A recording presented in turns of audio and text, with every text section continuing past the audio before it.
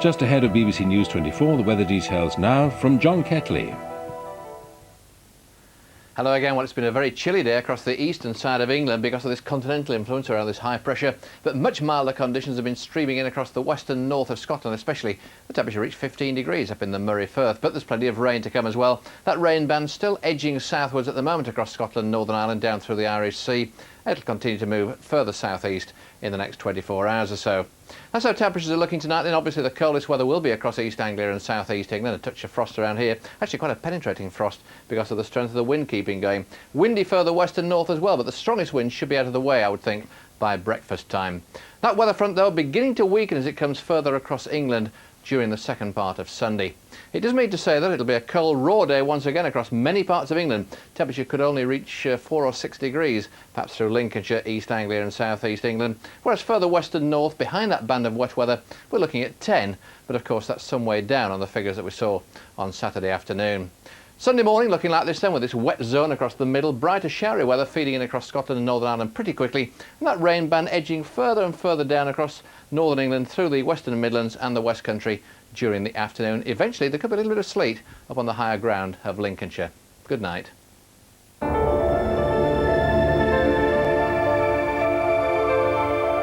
Through the night, now on BBC One with BBC News 24.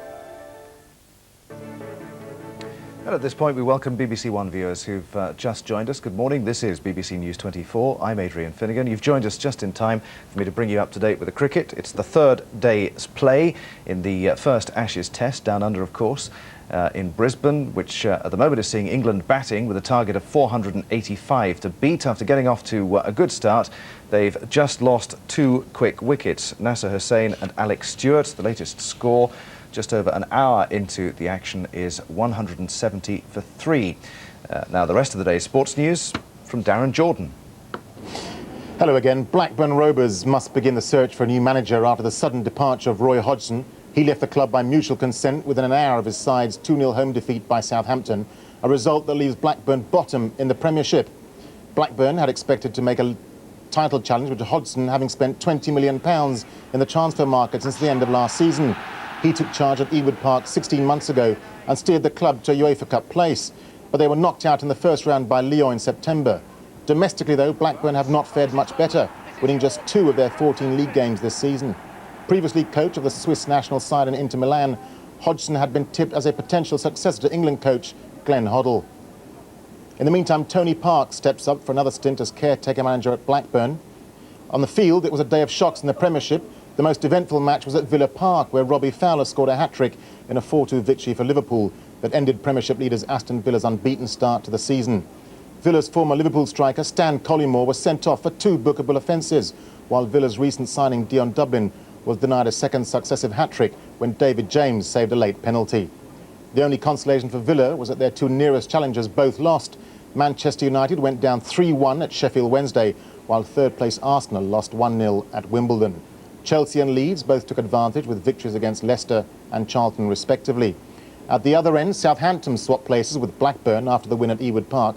Nottingham Forest's 2-0 defeat at Tottenham leaves them in the bottom 3. Sheffield Wednesday have moved away from the danger zone. Sheffield United assistant manager John Dean was arrested midway through his side's 2-1 victory at Queen's Park Rangers.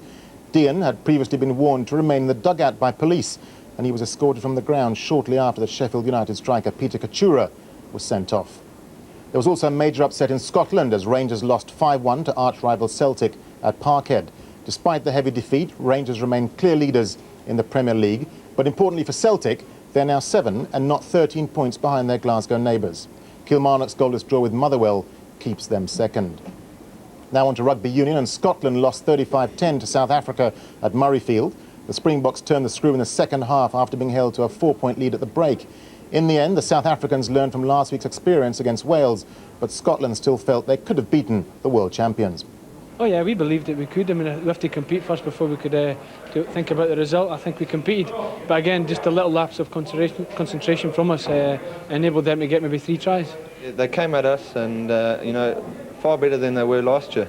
So I think they're improving all the time. I must say our defence was far better than it was last week, so, you know, they hit us on a better day. Elsewhere, Ireland beat Romania by 53 points to 35 in their World Cup qualifier in Dublin. The result ensures they'll have home advantage in the World Cup group matches next year. Wales followed up their impressive display against South Africa by beating Argentina 43 points to 30 in Llanelli. Colin Charvis scored 2 tries, while in Paris, France lost to Australia 32-21. On now to golf, and the British hero of this year's Open Championship, Justin Rose, has survived the cut at the European qualifying school. After 4 rounds, Rose was 6 over par, meaning he scraped into the final 75, who go forward to the final 2 rounds, from which the top 35 qualify for the European Tour next year. On now to tennis, and Steffi Graf's run at the WTA Tour Chase Championships in New York has come to an end. She's been beaten in the semi-finals by world number 1 Lindsay Davenport. Graf battled all the way but went down 6-3 in the deciding set. In the final, Davenport would play the world former number 1 Martina Hingis, who beat Irina Spurlier 6-2, 7-6. That's all the sport for now. Darren, many thanks. We'll see you again later. Now, a 12-year-old boy has made history by playing for his Sunday League team despite having just one leg. After being rejected by several local teams, Sam Burrows has now been made a regular for Lutterworth Town in the Leicester Junior League, as Nigel Bell reports. Boots on and ready for action. Sam Burrows is like any soccer-mad youngster, the difference being Sam plays with an artificial leg. That's it. Keep turning on it, keep practising. Sam was born with one leg shorter than the other. It was amputated when he was just 14 months old. Spurred on by his father Alan, he's tried for 4 years to become a junior league player. He's been involved in friendly games, but teams have always been reluctant to play him in a league match. All his friends have played in teams and he really wanted to play. He'd been rejected from quite a few clubs and he had to get over that. So he really, really wanted to play, and when he found out that he couldn't play, he got quite upset about it. Sam's long campaign has made the headlines. The Football Association originally said his false limb was a health and safety hazard, but having reconsidered, Manchester United fan Sam has now been able to fulfil his dream. It was brilliant running onto the pitch. We didn't do that well playing, but the team, it was just really good for me, you know, my morale was high and everything like that. He's never sort of put the leg in front of him and said, oh, I can't do this, made people feel sorry for him.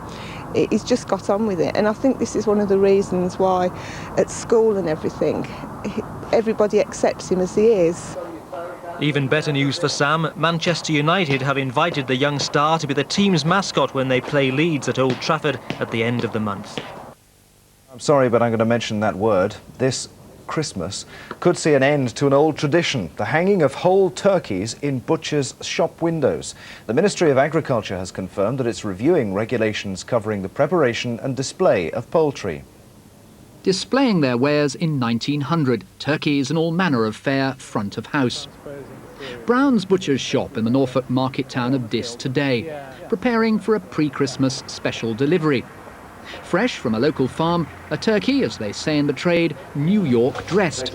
Its innards are still in place, it's ready to hang. The traditionalists swear the end result will be a superior flavour. There's too few of them now, far too few. Does the site put some of your customers off, do you think? I don't think so, because we're very old traditional butchers, and they're used to it. That's traditional, isn't that? And that encourages to buy it. It's been happening for years. Tastes better. I think it's all part of Christmas and the build up to it. It's all right? Don't find it a bit off-putting? No, not really. Because you're just going to eat it. I find it a bit grim. I'm a vegetarian. Well, no, I don't really like it. No, I don't really like it. There are almost 200 turkey farmers in the eastern region. Philip Turnbull from Suffolk says new regulations will limit choice and heap yet more expense on the producers. The butchers will not have the choice of what sort of bird they buy, and the housewife similarly will not have that choice. Brian Pickering, who runs a traditional butcher's at Cossey in Norfolk, with a £30 monster. This is how he likes to present turkey to his customers. He has his own smokehouse to cure bacon and hams, but has no quarrel with tough hygiene regulations. We don't like being told that we can't do something, and I'm certain there are many absolutely magnificent butchers and poulterers that have done this for years and done a superb job. But on the other hand, I think it would be a lot more controlled if all poultry is sold oven ready and kept refrigerated. The Ministry of Agriculture says only the regulations are under review, but the New York dressed bird in a butcher's window may soon be banished forever. Kim Riley, Look East, Diss in Norfolk. And the big day just over a month away. News 24, and for that matter BBC One, goes global in just a couple of moments as viewers of the BBC's international channel join us for a bulletin of world news. But first, the weather. Here's Helen. Hello. Well, if you live in the southeast of Britain, you may well think it's been chilly the last couple of days, but spare a thought for those living a little bit further east. As you can see, the blue colours showing up there, and this is by day, and it has been bitterly cold, particularly in Moscow, with temperatures down as low as -15 by day, and that was on the 20th of November. It didn't improve much on the 21st either, and it's going to be staying bitterly cold there for the next few as well. But for those of us in the west, it is going to gradually get warmer, even in the southeast corner of Britain, as we head through Tuesday, Wednesday and Thursday. As you can see, the frost recedes from Germany as well, so at long last some milder weather to come. The reason for that milder weather is wet, windy weather coming in from the west, and that's where we've got it tonight across Britain already, but it's making very slow progress further southeastwards. So at the moment it's giving the heaviest rain across in Northern Ireland. So if you are driving out and about tonight, do watch out for that heavy rain. There could be 25 millimetres falling in places overnight, and that means there will be some localised flooding and some atrocious driving conditions to boot. Elsewhere across Scotland and later on as we go through the day for Cumbria and West Wales, there will be heavy rain and strong winds as well, and the potential for some localised flooding here too. This is where we saw the wettest weather though as we went through into Sunday, and as you can see, pushing its way across Northern Ireland. So too in Scotland, very slow moving but gradually heading down across into eastern Scotland as well. By the time we get through to dawn, this is where that wet weather's going to be on the eastern side of Scotland, right the way down into northwest Wales and perhaps into the West Country as well. The southeast corner will always stay fairly clear and dry, and we've still got that biting wind as well coming in from the southeast, and that's dragging in that very cold dry air. So temperatures will get down as low as -3. What a contrast for those of you living in the north and the west though. Your temperatures there are going to be up around 6 to 8 by the time we get through to dawn. Well, there's the weather front, the dividing line between that cold air to the south, the milder air to the north, and that band of rain. This is how the computer sees that rain moving its way across Britain very slowly as we go through the day on Sunday, perhaps giving some snow across the Lincolnshire Wolds as it hits that very cold air in the southeast. But as you can see, by Sunday night it still hasn't made it into East Anglia and southeast England. So for the morning then, brighter showery conditions in the north and the west, that band of rain across these central parts, the best of the sunshine in the southeast, and then gradually that cloud and rain slipping its way down into the Midlands. A very chilly day, particularly in that southeast corner. Bye for now.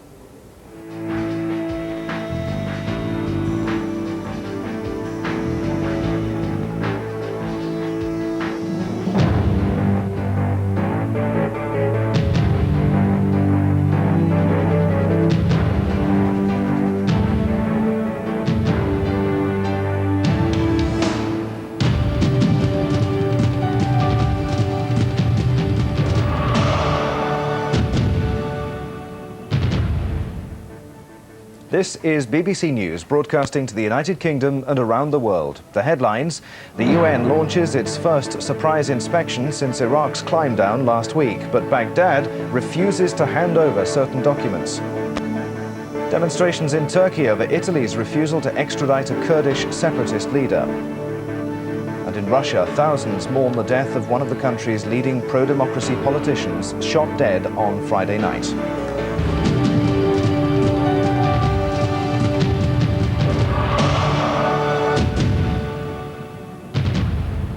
Hello and welcome, I'm Adrian Finighan. UN weapons inspectors have made an unannounced spot inspection to a missile site. It comes despite Iraq's refusal to hand over documents which the weapons inspectors say contain information relating to chemical and biological weapons. Baghdad says the request is provocative rather than professional. Britain has said the refusal is a bad sign. Saddam Hussein is goading the West once again. Just 5 days after the weapons inspectors restarted work, the UN has given details of Iraq's refusal to hand over a string of documents. The inspectors suspect they prove the regime is hiding poison gas and biological weapons. But President Clinton in South Korea is hinting he isn't about to order an immediate attack. Instead, he's stressing this is no way for Iraq to get sanctions lifted. They have to give the information on the documents. And the longer they take to come up with the information on the documents and get to the bottom of this, the harder it's going to be to convince everyone else that they should get what they want. And one of the documents the UN is demanding lists the missiles and shells which Iraq fired during its 8-year war with Iran in the 1980s. The figures are crucial because UN inspectors believe Iraq is now exaggerating the amounts actually fired. That would help Iraq hide ammunition left over. Those shells and missiles could now be filled with chemical or biological agents. But only last Tuesday, one of Saddam Hussein's top advisors told the BBC in Baghdad that Iraq simply wouldn't release these records. They asked to have the document in full. The document in full contains other information which is not relevant, which is sensitive to our security. Saturday afternoon, London... But last Monday in the House of Commons, the Prime Minister insisted that if Iraq blocked the UN inspectors again, it would get no warning of any future attack. Our forces remain in place and on high alert. We and the Americans remain ready, willing and able to go back to the use of force at any time. There will be no further warnings. And now the opposition is pressing for immediate strikes. If you can't follow through on threats of this kind, you shouldn't make the threat. They made the threat, they mustn't be seen to be empty threats. The signals from both Tony Blair and President Clinton tonight suggest there's still a little time for Saddam Hussein to back down once again. A Downing Street spokesman says the refusal to hand over documents is a bad sign. Add to that carefully chosen phrase the fact that weapons inspectors have not so far filed an official report of Iraqi non-compliance, and the fact the weapons inspection teams are still in Baghdad in the line of fire, and it looks as if any major strike is still a few days away. The United States and Britain do still have a huge force poised to strike. They came very close indeed to hitting Iraq last weekend. Now it's beginning to look as if a cancelled mission may only have been postponed. James Robbins, BBC News. Well, the BBC's Alan Little is in Baghdad. Earlier we asked him if the weapons inspectors' unannounced visit to an Iraqi missile site meant progress for the UN. It means they're determined to get on with their work very quickly, but it's also progress in a sense for Iraq, and it's very interesting, I think, that this news came not from the weapons inspectors themselves but from Iraq. It was the Iraqi news agency that announced this visit had taken place, and I think that is a signal that Iraq, despite this, or maybe even because of this controversy over the documents, wants to say at the same time, look, we're allowing unhindered access, we're allowing them to turn up at places unannounced. But it's also important to point out that this is not a new location. The weapons inspectors have been to this place before during the last 7.5 years, and they knew broadly what was there. The real test of Iraqi sincerity, I think, will come when they start demanding to go to new places, new locations, locations which the Iraqi authorities have so far denied them access to. And it's only then that I think we will really know whether the Iraqis really genuinely mean to keep their promise this time. Little in Baghdad. Turkey has stepped up its war of words with Italy over Rome's refusal to extradite the Kurdish separatist leader Abdullah Öcalan.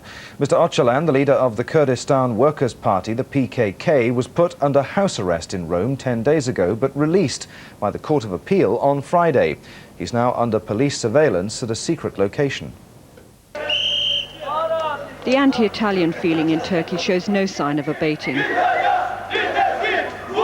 Demonstrations have taken place across the country. In one protest outside the Italian embassy, blind protesters burned the Italian flag. Turkey holds Öcalan and the PKK responsible for more than 30,000 deaths during its campaign for Kurdish autonomy. At a demonstration in Istanbul, his effigy was hanged and then burned. Terrorism has killed more than 30,000. The protests are being exported too. This television advertisement, made by a Turkish company, has been sent to Italian broadcasters. Keep your pasta clean. Don't let terror ruin your appetite. Turkish politicians are unimpressed by the support Italy has received from its European partners, and outraged that Öcalan has now been released and moved to a secret location in Rome where he's seeking political asylum. At a congress of the Turkish Motherland Party, thousands of supporters chanted "Damn Italy," as the Prime Minister, Mesut Yilmaz, told them the Italian government was opening its arms to terrorism. Turkey would not leave this unanswered, he said. A boycott of Italian goods has already begun in Turkey, and Italians are being warned by their government not to travel there. Joanna Mills, BBC News. President Yeltsin has promised to take personal charge of the investigation into the murder of one of Russia's leading reformist politicians. Galina Starovoitova was shot dead at her apartment building in St. Petersburg on Friday night. Her killing is widely thought to have been politically motivated. On a freezing afternoon in St. Petersburg, hundreds gather to pay their respects to Galina Starovoitova. She was shot dead during the night by unidentified attackers in the entrance hall to her block of flats. Her mourners are numb with grief. Galina Starovoitova was one of the brightest and bravest in Russia's shrinking band of pro-democracy MPs. Flowers now lie at the spot where she and her aide were shot down. Mrs. Starovoitova died instantly, but her aide survived. Doctors say he is in a satisfactory condition and could soon help the investigation. In a country where political assassination has become commonplace, few things retain the ability to shock. 6 members of parliament have been murdered since 1993. But the killing of Galina Starovoitova has struck an angry chord, perhaps because she was a woman, but also because she was so clearly one of the standard bearers of the fight for democracy, most recently leading a campaign to censure a senior communist deputy for his repeatedly anti-Semitic remarks. Even the communists, Galina Starovoitova's bitterest political enemies, appear shocked. At a conference in Moscow today, they held a minute's silence in her honor and blamed the authorities for the spread of crime. Most suspect a political motive. Galina Starovoitova had many enemies on both the left and right. But few expect the crime will ever be solved. High-profile murders in Russia rarely are. The question is whether popular disgust may at last prompt a change in the country's political culture. Robert Parsons, BBC News, Moscow. Tens of thousands of people in coastal areas of Bangladesh are being evacuated from their homes as a cyclone moves towards the Bay of Bengal.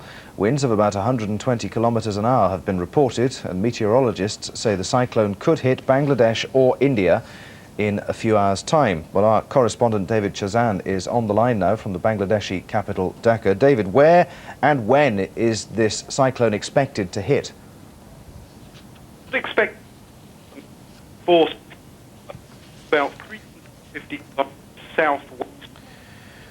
David, I'm sorry we're having problems hearing you from the Bangladeshi capital Dhaka. We'll try and return to you later when we've sorted out the telephone problems. In the meantime, moving on, police in Malaysia have detained another opposition leader after turning water cannon on student demonstrators in the capital Kuala Lumpur.